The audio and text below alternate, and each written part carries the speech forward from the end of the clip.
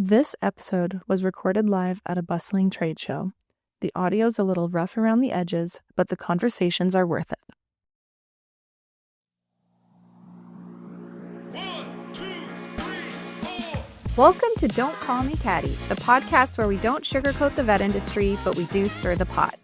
I'm Leilani. I'm an RVT and the CEO of Animal Health Link.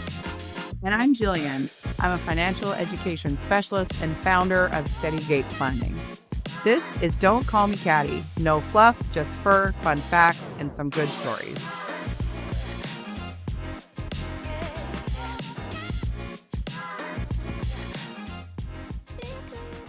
Today on the Don't Call Me Caddy podcast, we have Dr. Heather James, who is practice owner of Ospika Animal Hospital.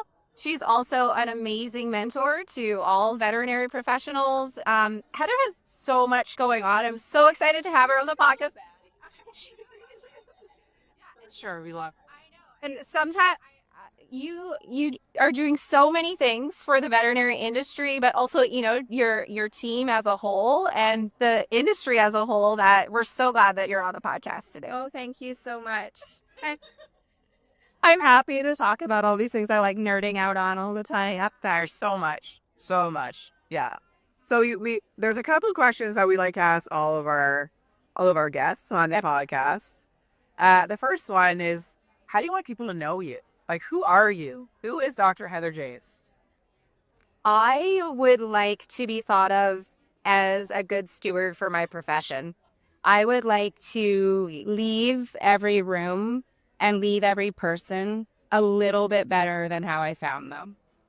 Just a little bit. It's legit. Anyone who's known Heather for longer than 5 minutes, this is why we wanted to have you on the podcast. Yeah, absolutely. Yeah, absolutely. You have such an incredible story, and I think that's where we should start, is your journey to where you are now. Yeah. What is that? Tell us. How did you become a veterinarian?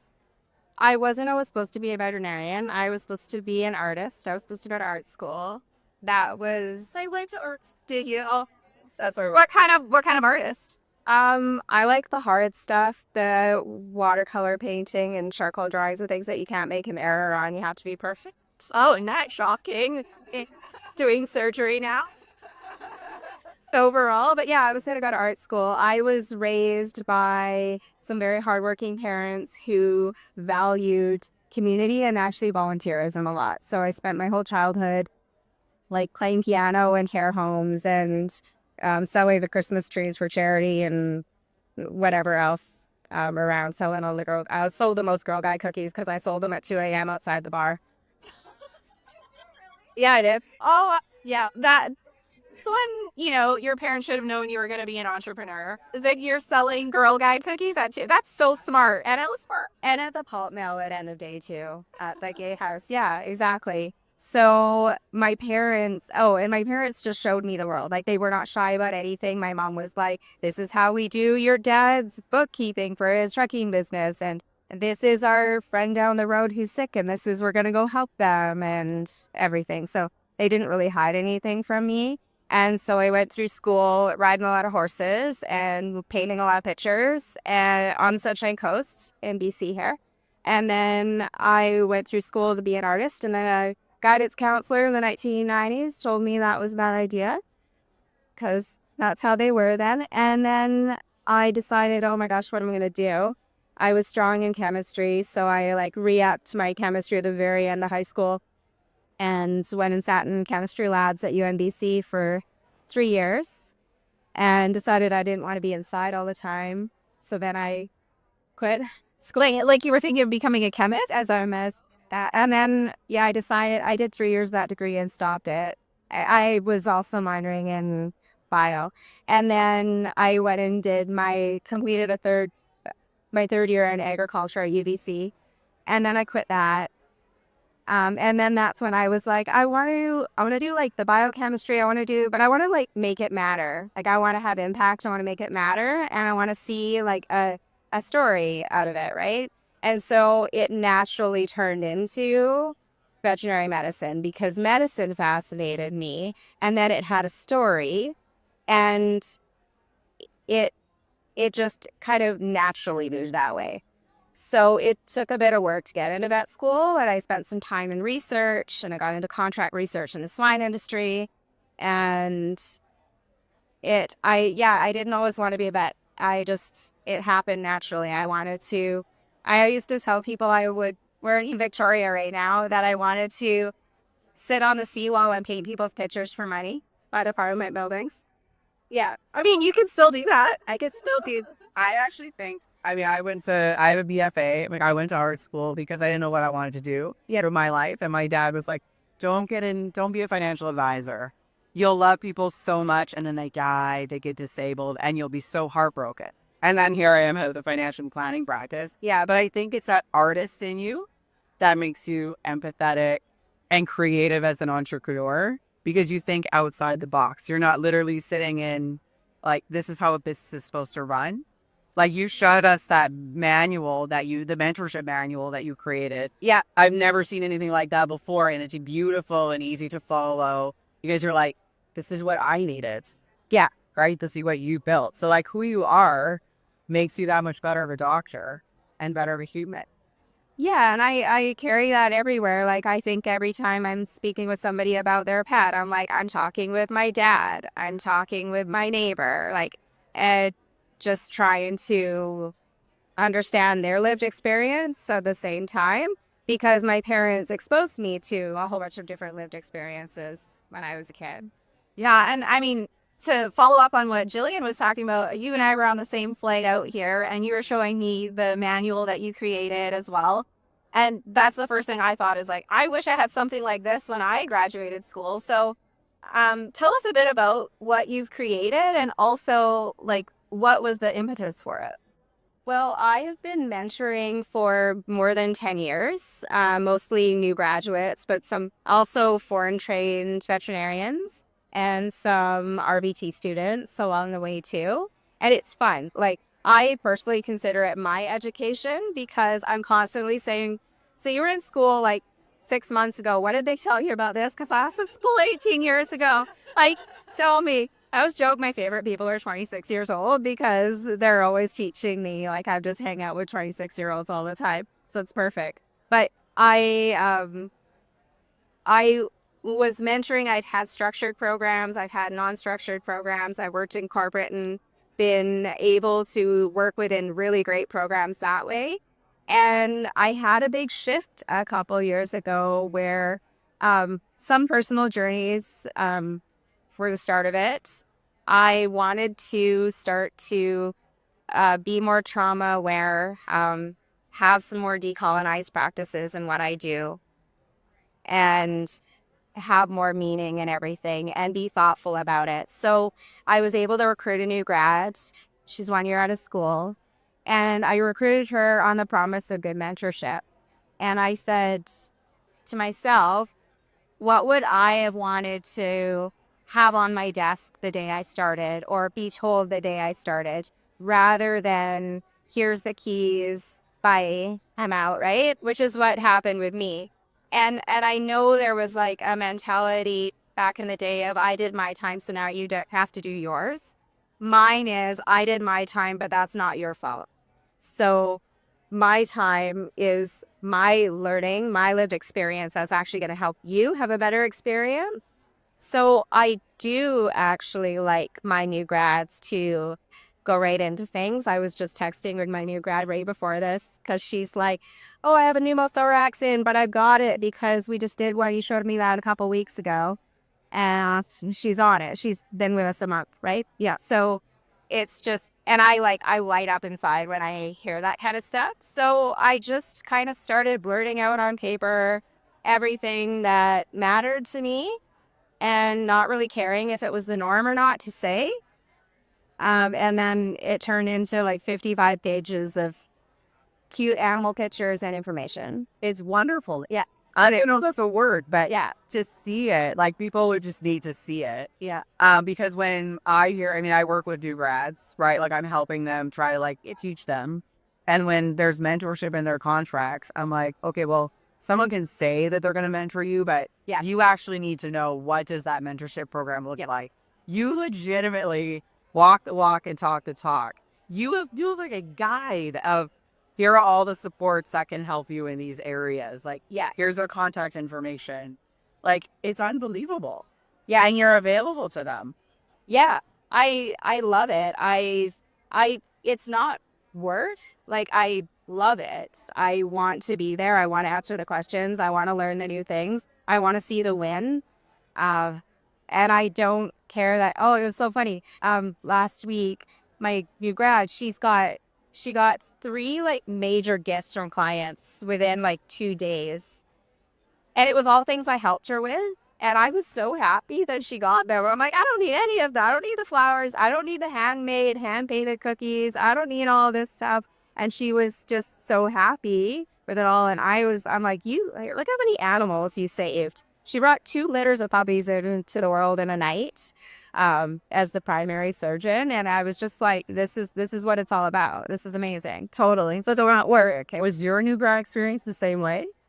I graduated and went into rural mixed practice in Saskatchewan. So did you get bundles of flowers and handmade cookies and I was saving life? Sometimes I got like T-bone steaks or roast or exactly. It's mixed practice. So you go out and you do the work on the farm on the Friday, and then they invite you in for roast beef dinner, and then they send you home with some goodies or whatever, right? So it was you're invited in people's farm families there. So it was different. It was just a different place. But I worked a lot. I worked 12 days on, 2 days off. I was on call 15 days a month. Oh my God. Yeah. Got between 2 and 6 calls a night. So I just worked and worked and worked and worked, and I saw everything, and I tried. Like, a lot of people out there were like, I'm not going to drive to the city, so can you try? I don't care if you're new, just try. And I had my textbook as a mentor, and it turns out Teresa Fossum says you can do whatever you want, because it's just there on the textbook. And I thought, okay, well, I'll try. I understand anatomy, so let's do it. So I just tried, and I don't know, that's how it went. But I wouldn't ask anybody else to do that. I think it's a lot. Yeah. So when we first met, we met at VMX a couple of years ago. Yeah. And I felt we were fast friends because we were both building houses at the same time. And we love horses. And we love horses. And we're like soul sisters on so many levels. Yeah. But you shared with me a story about what you did. Because I talk about financial trauma. I talk about money and try to break down that stigma in vet med. And you shared something with me about your DVM experience as a student. And I think it was really important to who you are, like help creating you from a financial perspective. Can you share that story with us? Talking about my SUV? Yeah. Yeah. Well, what had happened is I didn't have the typical summer jobs that most people have. I didn't work in the clinic down the road or go back to my hometown to work there. I had worked in contract research at Prairie Swine Center before I got into school, and I ended up having quite the affinity to research. So I spent my 3 summers were all in research. The first summer I was up in Yellowknife and trapping wild ducks and canoeing around up there and living in the trailer park. And then the other 2 summers I did contract research in Manitoba and north of Saskatoon. But you can't rent a place. You can't just, and I had no money, right? Like I just had no money. And so I went out and said, well, I mean, it's summer and it's nice here and I have an SUV. So I slept in it until I started finding like people who needed a house sitter or something. And I had I think when I was in Manitoba, I had budgeted myself like $3 or $4 a day for living, and I'd go to Safeway after 7 p.m. because the deli stuff goes on sale. At that point, it's like half price the pieces of chicken and stuff. Half price listeria. It's under the heat lamp still, whatever. But salmonella. Yeah, whatever. And yeah, so I just kind of had to keep it tight on that, which wasn't, it was, I mean, obviously an extreme example of version of what I grew up with, but I grew up with the jar for this and the jar for this. And once the jar is done, it's done. Like, that's where we're at.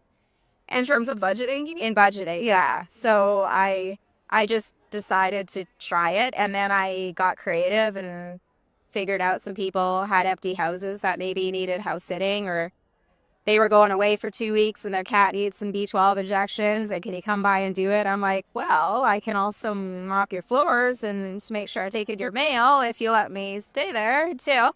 And actually, when I moved back to BC, I spent the whole first year house sitting. I didn't live anywhere. I just house sat.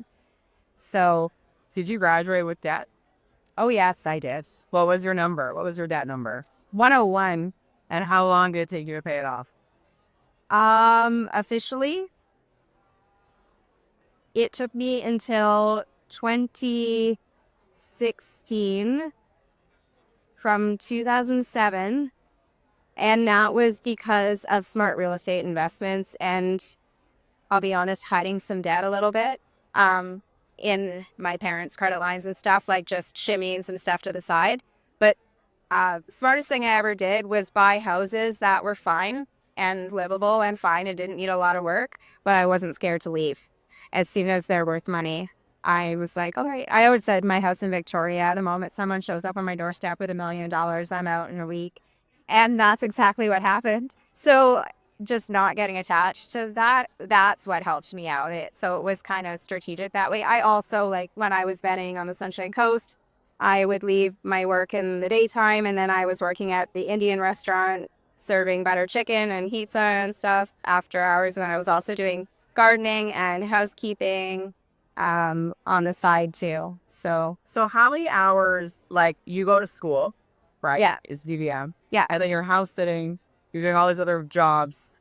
Yeah. How'd you literally do it all? I don't know is the real answer.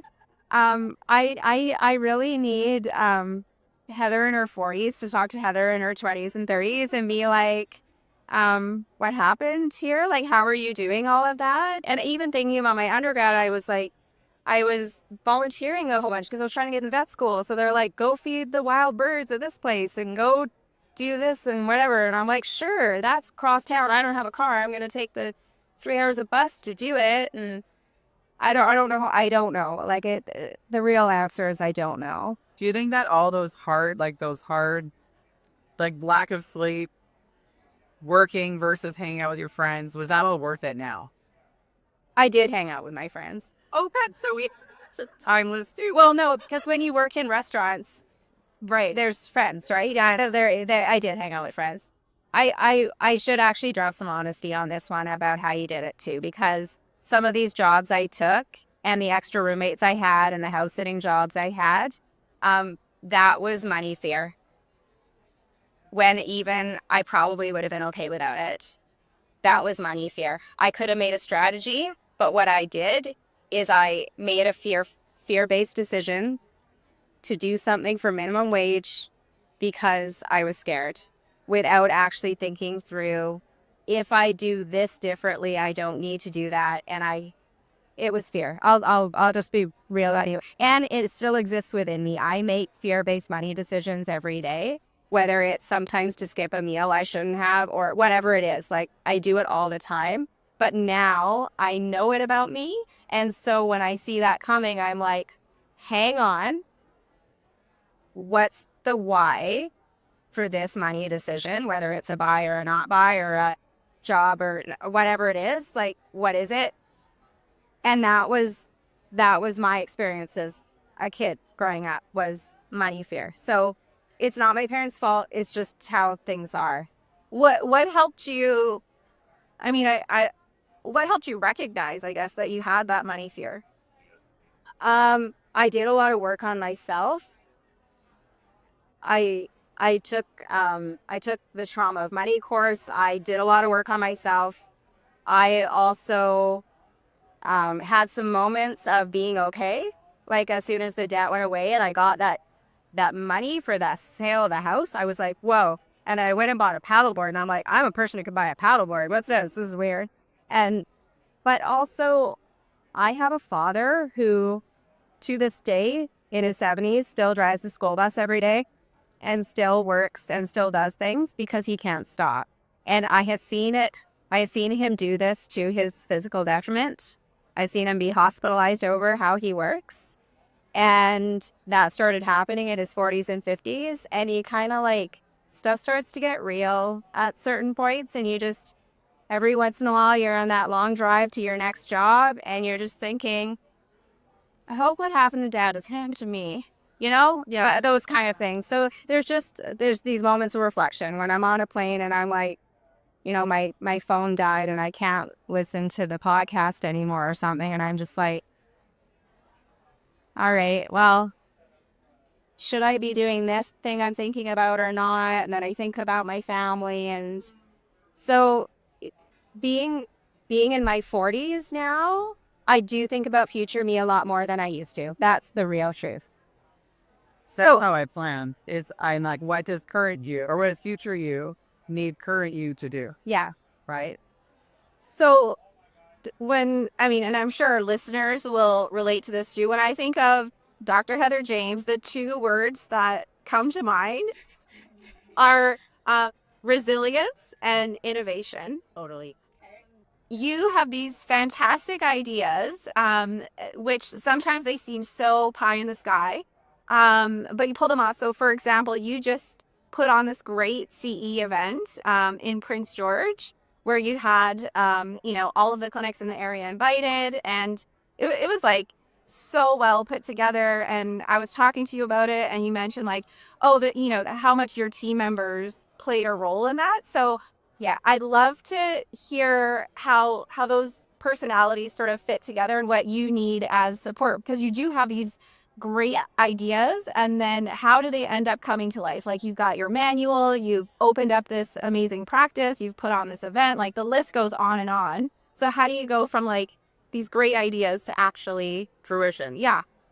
Like when I was doing my research in Manitoba, I when I was car living and everything, I would get these phone calls, or sometimes if I was like one of the doctors, they let me bunk in their house for a little bit. And he'd wake me up at like 2 a.m. because he had an idea. And he's like, Heather, this is a great idea. And I'm like, Mike, go back to bed. Write it down. But I was his doer, like, because I could execute a research study. I could design, execute, and finish a research study. He had the great idea, and it was gonna flit away in this beautiful idea cloud. And it's funny because now I'm the beautiful idea cloud person. And then Stephanie, God bless her, can make things come together. Who's Stephanie? Stephanie Carroll is she's like God's little gift that was brought to me. So I call her the responsible adult. She's in a choice, and she's amazing. So we actually brought her on. I know it's kind of unconventional for a practice to do so, but when Lisa and I bought the practice, Lisa's an RVT and a CBPM.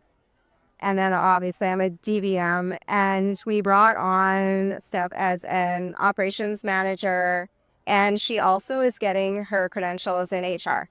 So we actually have like in-house HR and in-house operations. And it's really important right now because there's a lot of staff stuff, and there's a lot of just like, contracts and HR and benefits and all these things you got to put in order, and new software, new PIMs, and everything just to get in order, right? And I don't want to do it. I'll be honest with you, I don't want to do it. And as a veterinarian for the past 18 years, I've been in practice. Every 30 minutes, somebody tells me what to do. I have no idea what I'm doing. Like, I have had handlers for 18 years. I don't know why. Like, I make a mess, and then I walk out of the room, and then I come back, and it's magically clean. And it doesn't happen at home. I have no idea why. But I've been living this blissful, handled existence, and it's like trained the ability to plan in a way out of me. So I'm the idea cloud person, and then I have, like, I know when, and I'll say, I have this idea. I realize you can't just make it happen. Here's the contact. Here's my idea on where to get the money. Like, and I know people. I know lots of people. So that's helpful. So we all kind of collaborate on what we we do and don't know.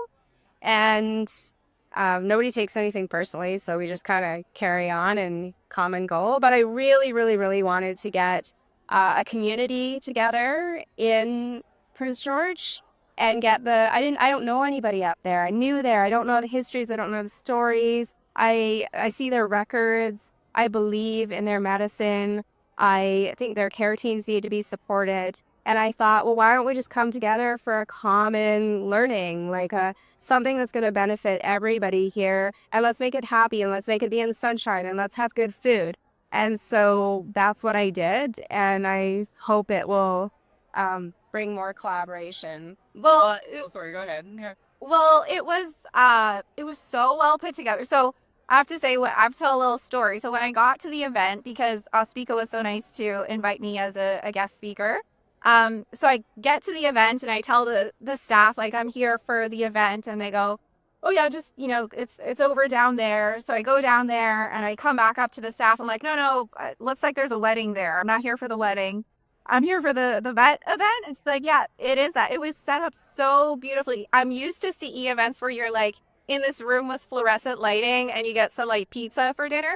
This was on a winery in a tent, like, beautiful setup, great food. It was so well done and just like really different from any CE event I've seen. Well, that's probably just our style, to be honest. So, I don't know. It just happened that way, and we did look at different menus. Yeah. I think that's just our style. Like, Steph doesn't do halfway. Yeah. She does things nicely. She does things well. Well, and on the topic of handlers. Yeah.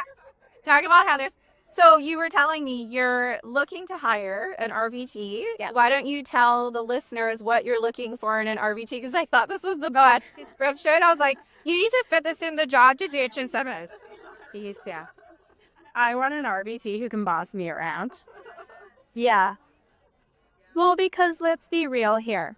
I have an idea. Okay, there's my surgery schedule for the morning, and they're in the schedule on the computer as they were booked or whatever. That's not the order we're going to do them in. I have my idea of what order I think I'm going to do them in.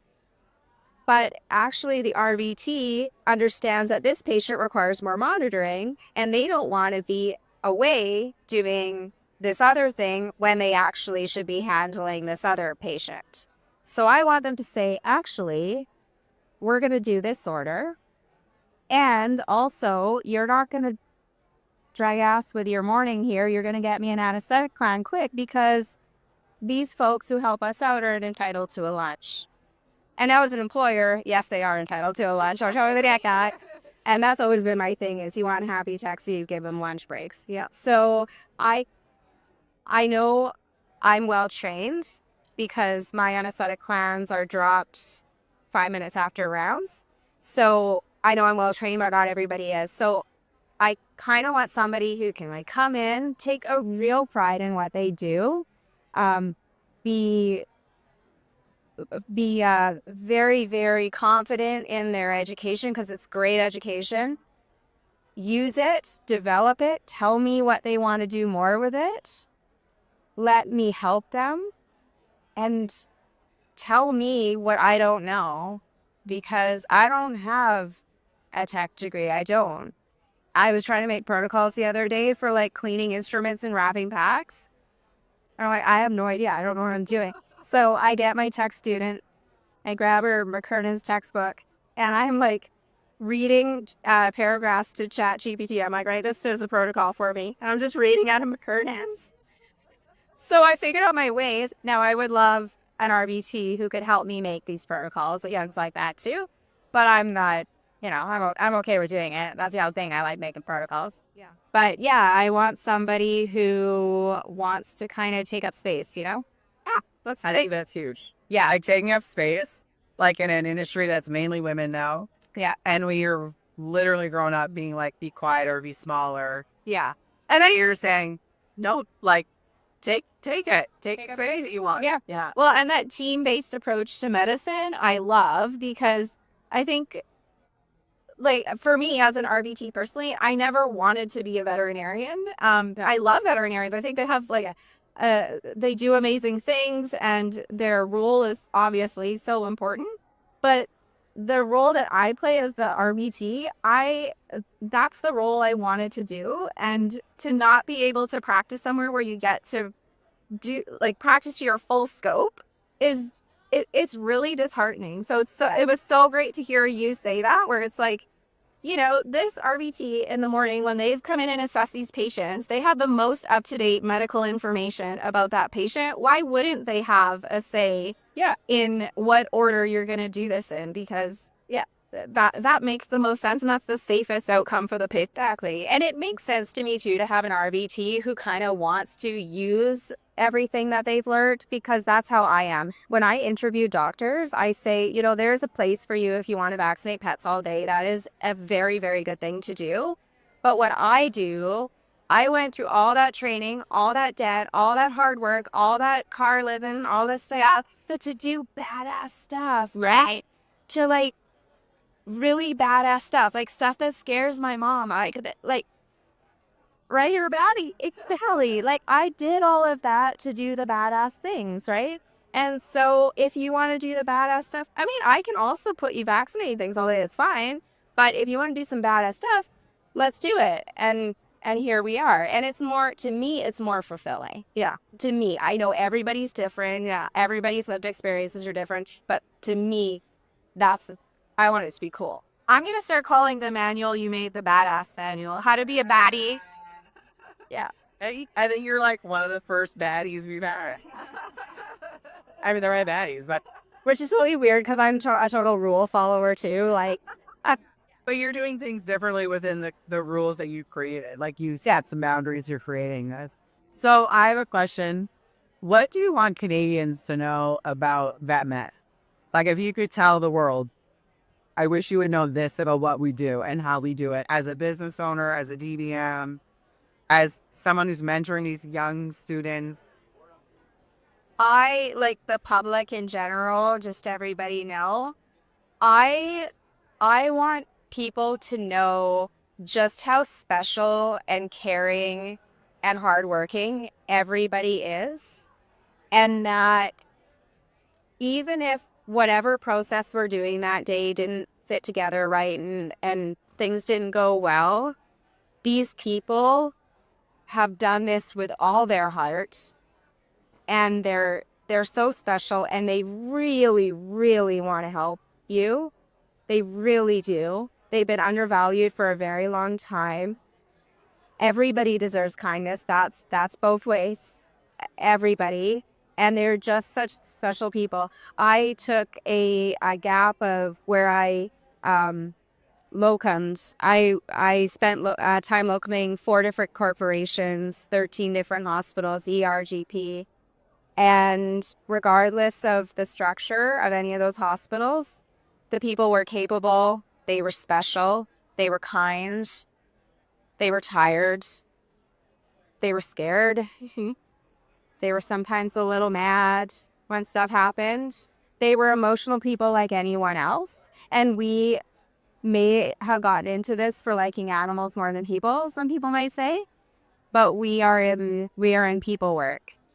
And we're sharing intimate things with each other every day without knowing it. And just, I don't know, the humanity, the real humanity is there. As transactional as it might seem some days, it's what it's based in. Yeah. Yeah, absolutely. That's been the common theme. Yeah, but we've heard when we've asked other guests as well, as we're humans, right? Yeah. Do you want to ask the face question? And then we can do the music question? Okay. Okay, so you have had such a plethora of different experiences. I can't wait to hear your answer for this one. I want to know about, it could be a patient case or just a situation, even if it's with a client or maybe staff or whatever, that still lives with you to this day, that you still think about or have carried with you or learned lessons from. Oh, I'm going to tell you about the day I lifted the Clydesdale horse. I'm going to do a horse one for you. Yeah, you are. Okay. It was my first New Year's on call, and there was a down horse, and we know horses can't stay down very long, right? And I was a mixed practice vet, but I was like doing the jack of all trades, master of none thing. Like I very much felt like I was just like reading the book and doing the thing. So down 18-year-old Clydesdale, she's like 1,800 pounds. I know. And Heather's tiny. So she's down, and it's rural Saskatchewan, and it's New Year's, and it's about to get dark real quick because it's the winter. And I'm out at the feedlot doing necropsies because I did those every day. And so I'm in my glory doing that. And so I go rip in the other direction to try to beat the light. And I'm by myself. I don't have anybody on call with me. And I get there, and yeah, there's a down Clydesdale, and they want to pick her up, and they actually want to do something and take her into the university, but that requires picking her up and moving her into the university. So I said two smart things right off the hop, and I don't know where these came from. I said, I want you to call all your neighbors, and I want them to call all their neighbors, and I want as many people here as possible. I didn't know why. And then I said, the other thing I said is somebody go get a tractor. And I also didn't know why. But I just said, I need like Running actual like adrenaline and busy shit for us. Like, I don't know what's happening. We only have so much time. So I go there, and everybody comes out, and I'm trying to figure out what to do. And this horse is a little bit freaking out because she's scared and it's cold and everything. And we decide like we're going to try to get her into the trailer. And you know, those like gate planks, they're like you can put up as a gate. And so we stick some plywood on top of it. And I'm like, oh, okay, we got to roll her onto this. So I'm trying to sedate her, but the drugs are freezing in the syringe. So I'm kind of like holding them in my armpit, hoping I don't poke myself, and trying to get. So I keep sedating her again and again. This is a fast story, but it took many hours. And we end up rolling her onto this plank. And then I get like the whole community who's come out, pick up the front end. How many people? There's probably a dozen people there. Okay. At a tractor this row. And side note, as we're lifting her, and I'm scared she's freaking out. So I've got my body wrapped around her head so she doesn't go and yeah, she had to go and hurt herself. Yeah. So and one of the guys who's helping pick up, he looks at me and goes, "That's why I don't do this anymore." And I'm like, "What?" And he goes, "Yeah, I'm a vet too, but this was too much." So I put CFA now. He's like, all I look at is dead chickens. So I'm like, nice. Okay, great. Thanks. I'm like, get lifted. No sassy attitude. You get lifted. So we picked it up, and we backed the trailer under, and we hooked a block and tackle up, and then the tractor that I called for pulled her through the front, and I'm still drugging her and wrapping myself around her so she doesn't, I don't want her to hit her head and do something bad. And we finally get her in the trailer, and I had to see this through. So we drive her into Saskatoon, and they winched her up into the university, and they're going, "How in the world did you do this?" And I'm like, I don't know, honestly. Like, I'm so tired. I have no idea what's happened here. I'm disgusting. I'm cold. Like, I have no idea at all. And they fixed her up and did a whole bunch of work on her. And she had radial nerve paralysis, and they did some acupuncture. She spent some time in there, went home. The people came in after, and they thought I was like a god. They were like, "What? Thank you so much for helping her," because her horse got to go home. And she didn't end up living too much longer after that, but it was hard, and it was dirty, and it was everybody, and it was creativity. And what was also in this that I have to insert was there was some what I now realize are intimate discussions with that owner, because this horse had meeting. They were on the phone cashing in their RSPs to pay for this, which is a decision, a big one, right? And I was a part of that family in the wackiest way for like 5 hours or whatever it was. For at the time, probably $200 is what I charged them or something. Yeah. I don't know. But ever since then, I just think, this wasn't perfect. It wasn't easy. It wasn't the way I would have wanted anything to be, but these people let me into a very intimate time. They asked for my help. I was there for them. There was so much support. There's the community. There was jokes. There was all these things, and it was successful. And since then, I've done house calls. I've been invited into people's homes. I have been told stories about pets who lived with somebody's past family member. I have been told things people wouldn't tell anyone else. And I hold those extremely dear. And so I just always tell this funny story about like new grad Heather lifting a Clydesdale. And I didn't do it by myself, but I have a truck. You kind of did. You orchestrated the whole thing. I have a trucker father, so I attribute all the ideas to my trucker father because he's like, how could we make this happen? Right? Get all the neighbors out, get a tractor and everything. So that I will always remember that. I tell that story a lot because also now that I'm in small animal, it's like really funny for people to hear me talk about being at the feedlot and then lifting a Clydesdale because it's just so different. And nothing shakes me very much in small animal anymore because so many large animal things were way worse. Or not worse. There's a lot of crazy things, but way physically larger and geographically more difficult. And yes, I left large animal, but I will always have mad respect for the people who do large animal because I couldn't keep doing it, but it needs to be done. And Yeah. yeah. And I think that story is like such a commitment, one, to you, like who you are, like never giving up. Literally, this whole thing is like, yeah, you kept persevering, but also the community that comes around you that you've created to help you. You're saving lives. You saved a Clydesdale with 12 people, Yeah. a poultry vet, a tractor. Yeah. Yeah. I'm going to add a new word. So I had their descriptors, three descriptors. So the other one I'll say is grit. Like you have a lot of grit. And the grit is something that, so there's a book called Grit. I don't know. Yeah, I've read it. And I'm going to mess this totally up. But the thing with grit is not everyone has it. Yeah. Right? Like that's not something that's trained. It is in you to just keep going. We've done it. But that story and all the people who have welcomed me into their home, that was a massive shift. I was trained to diagnose and treat animals. I was trained to objectively look at the data. I was trained to a little bit of soft skills, a little bit. And I had no idea what I was doing for people. I had no idea until those times. It's wild. But you knew you were going to help. I do, no matter what it took. And then that's also why I think I'm still in it, because I was a kid playing piano for the care homes as a kid and selling the Christmas trees and volunteering to do the gardening at the neighbor lady's house because she's in the hospital, or I give her.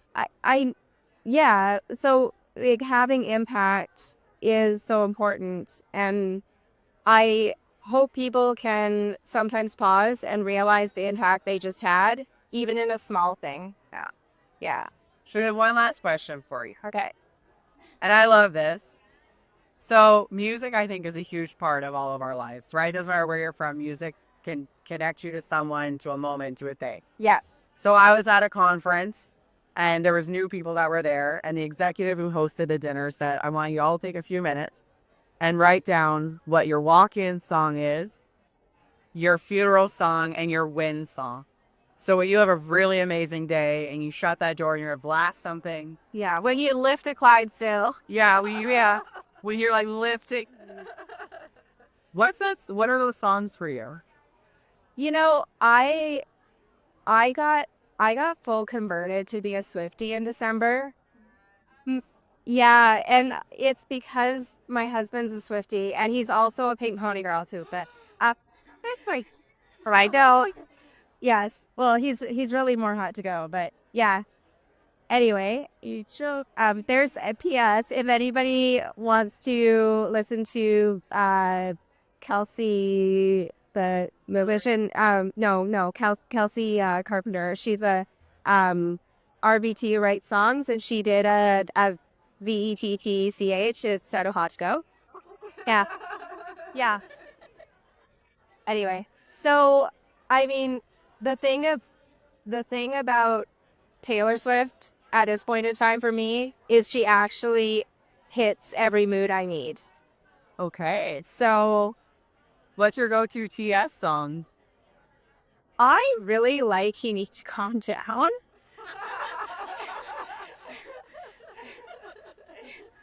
I do really like that. Yeah. And yeah, that's a good one. I really like it. It's like uplifting, but it's also like, hey, get real. Like, calm yourself for a second here. And just how it kind of calls out some of our behaviors we don't necessarily help ourselves with, Rocio. So that's what's kind of meeting the needs at this point in time. Love that. I will always be an art room girl from the 90s, and I will always be obsessed with the Cranberries. That's garbage. Oh my gosh. I look Courtney Love Hole, Veruca Salt. Oh, Verga Salt, yes. Yes, and yeah, I love all of that. I love we and our teenagers. That's a little how we're just friends now. Like, I'm Lana Del Rey. Oh, bad dog, me too.